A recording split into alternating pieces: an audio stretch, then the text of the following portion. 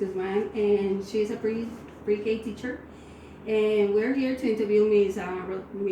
Guzman in order to demonstrate effective building a relationship between adult students and coach. There are two approaches I can utilize: individualizing or combine.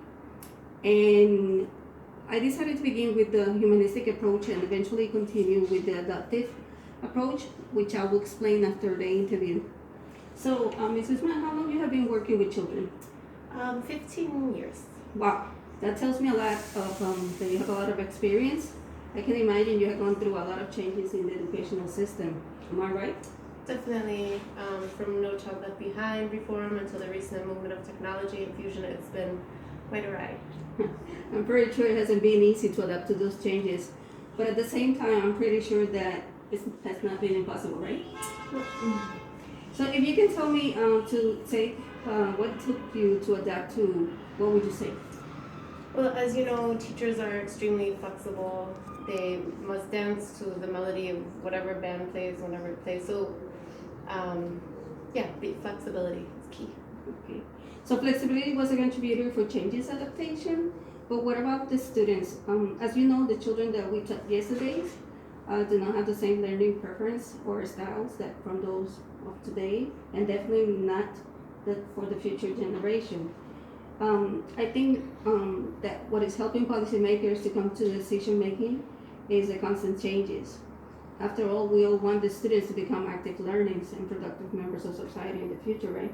So now, focusing in the future, but not losing track of today's, what can you tell me? Can you tell me a little bit about what you perceive as a student's learning, how they should learn? Focuses on technology, math, science, language skills are most important. Many of the children who will enter the labor force in the future must have those skills in order to compete in this demanding society. Okay. How do you consider their learning in those classes right now?